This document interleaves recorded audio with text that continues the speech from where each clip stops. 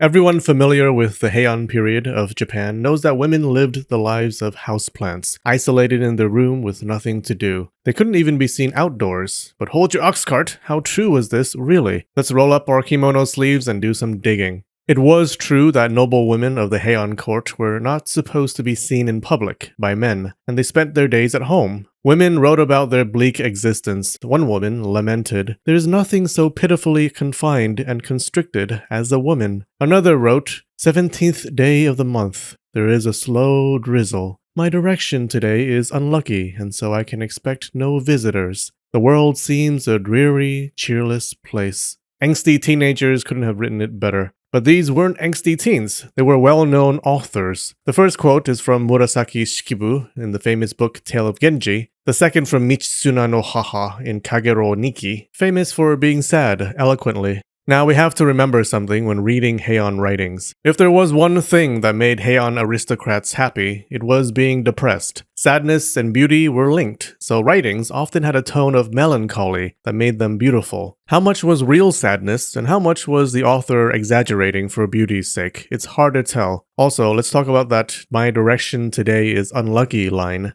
Homegirl isn't being poetic. The Japanese actually believed in directions being literally unlucky. It's a whole other topic, but basically, unlucky directions changed depending on time and place. But then, doesn't that imply if the direction that day wasn't unlucky, she could have expected visitors? It doesn't seem that lonely so far. What was true was the physical isolation from men. A woman could only see face-to-face men who were related to her, like a father or brother. If an outside man visited the home to talk to her father, she stayed out of sight. If a man came to talk to the lady, she could talk, but remained hidden behind screens and curtains. Because women were always home, it's easy to assume that women just stayed indoors all the time, sipping on sadness. This was not true, and that's because of gardens. Here's a typical Heian residence. People with eyes will see that there's a lot more outdoors than indoors. The homes of Heian elites were built around a garden, where women often spent time gazing at flowers, fish, and cute servants. If a lady was lucky enough to stay in the imperial palace, she had even more freedom. The palace had a section where the imperial family and the women of the court lived. Not many men hung around these parts, but they balanced that out by building a bunch of gardens. Okay, but so what, right? So they moped around in gardens. Still sounds lonely and disconnected from the outside world, like Asian Rapunzels with gardens instead of towers. Well, there were actually a few ways for women to connect and be social. Sometimes they even did things they were not supposed to do. The first was special events, mainly pilgrimages to Buddhist temples and festivals. Not only did pilgrimages let a woman see the world outside the city where commoners lived, she often brought along a friend for the girls' trip, where they talked about poetry, boys, and how charming it was for people to wash their own clothes. The second way women avoided isolation was with ink and an attitude. I'm talking about writing. Noble ladies were highly educated and used that education to express their views in the form of poetry, diaries, and stories that were passed around the court. And fictional characters could say things that real ladies couldn't. Women's writings were a huge source of entertainment, which may sound useless until you realize you're watching this video on a massive entertainment platform. When people have extra money and leisure time, they seek entertainment so they can lose those. Instead of being disconnected from everyone, ladies of the court stood right in the middle of Heian culture, handing out poems about sad flowers and such. Although women had few chances to talk to men, they wrote to men a lot. Text was the main way to flirt. Men of the court suffered from narcolepsy, causing them to sleep around all the time, so a woman had to somehow catch the eye of her crush, or poke that eye with her brush, metaphorically. A good way to stand out was to write the cleverest, most innuendo-packed letters and poems. They were sexting with syllables. Roses are red, violets are blue. Lying in bed, needs your bamboo. A third way women connected with the outside world was through servants. Yes, it was outrageous for a noble lady to be eyeballed by outsiders, but she could be seen by her servants. Elite women had plenty of handmaidens and nannies to help with difficult tasks like housework, cooking, and God's forbid, taking care of their kids. And by help, I mean do. It was in a lady's best interest to befriend her handmaidens because they served one of the most important roles. Servants could walk around more freely. Unlike with noble women, people could feast their eyes on commoner women all they wanted. Servants were like panties in a harem anime. You saw them everywhere.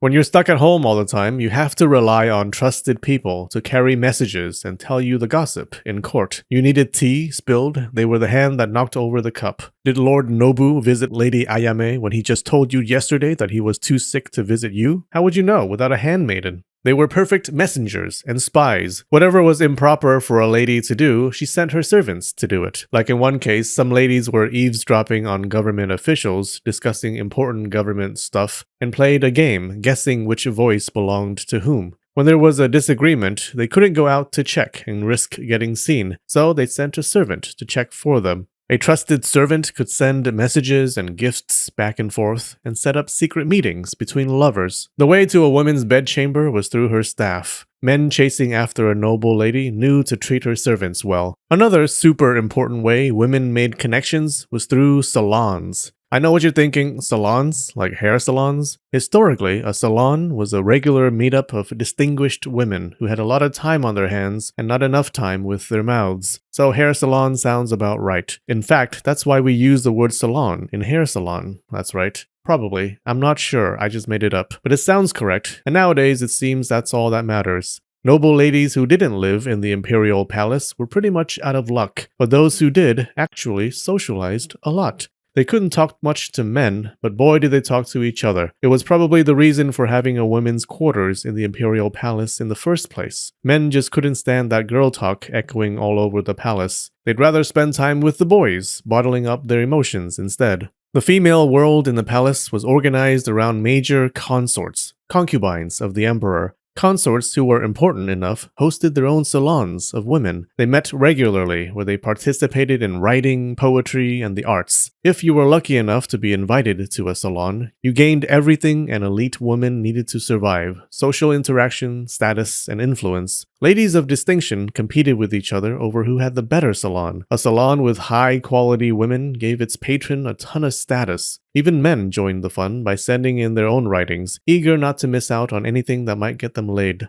These salon groups were like a consort's crew, and they seemed pretty close. For example, the ladies in Empress Teishi's group often got together for some fun in the evenings. They hid near where people did the nightly roll calls of the high-ranking men in court. They loved listening to the footsteps of the men, and thought the whole ceremony was as wonderfully entertaining as a funeral isn't. A woman's heart would get all aflutter when she heard them call out the name of the guy she was into. They judged the men's voices, swooning over the deep, sexy ones, and giggling at the annoying, high-pitched ones. Oh, Toki-san's voice shouldn't be allowed outside the bedroom. Oh, you devil women. And Nobu-san's voice shouldn't be allowed outside his bedroom. Yeah, Heian women could be as quiet and polite as a chainsaw. One time, a group of Heian women visited a government building, and instead of being respectful, they chattered loudly, damaged benches, and were overall just being absolute nuisances. People begged them to stop, but their complaints just went in one ear and out the ass. Now, in the Heian court, poetry was not just a hobby, it was a matter of life and death. Social life, I mean. Consorts expected high-quality ladies in their salons, and there was no better indication of quality than 5 lines of text and 31 syllables. A bad poet was bound to blow it. Everyone in court was expected to be able to make up a poem on the spot. Even if you stubbed your toe, what came out of your mouth had better be beautiful.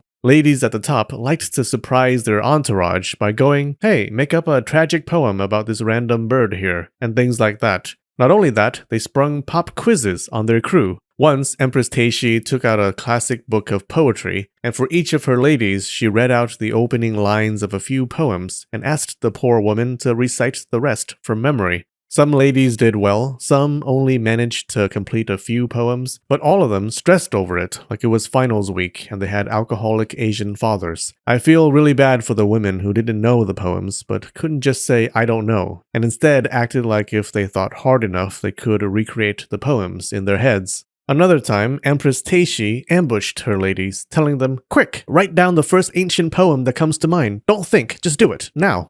It was a nightmare. The ladies panicked, their minds went blank. Eventually, some of them managed to scribble an ancient poem exactly, which was a big mistake. To an outsider, it looks like a fun little contest, but no, it was a literary Hunger Games. They were right to stress out over these pop quizzes, because afterwards, the Empress said that she just wanted to see what was in their hearts, meaning she wanted to see if she was in their hearts. She applauded the few ladies who did not just write the poem, but changed a line or two to praise her. Those who didn't freestyle compliment her could almost hear the splashing of the Empress's favor falling from them into a pool of regret.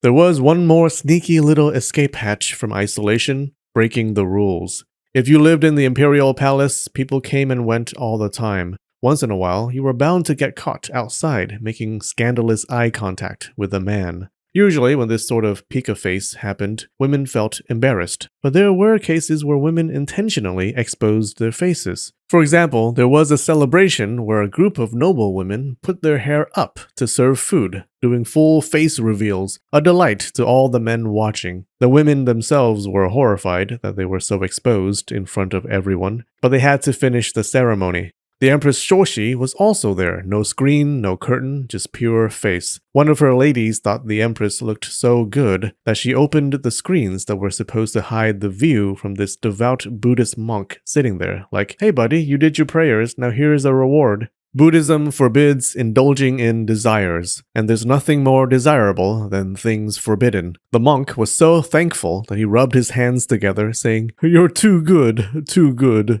Showing once again the only thing more pervy than a monk is a devout one. So women, especially women who lived in the imperial palace, although they were physically secluded, were very connected to the world. A great example is childbirth. Childbirth was a pretty crazy event, with men and women crowding around the mother, causing a ruckus. In the chaos, women sometimes failed to cover themselves, leading to many embarrassing face exposure moments. Men would even try to peek at the mother giving birth, like they missed their sex ed class. Click here to see how wild childbirth was in Heian, Japan. You won't regret it. We have our first shogun on Patreon today, Rage Jaw. Badass name, perfect for a military leader. We also have some regular patrons, Heather M. Athy, Crystal K, Botan, and Droplet. Thank you so much, you guys. Alright, I love you, and spread the knowledge.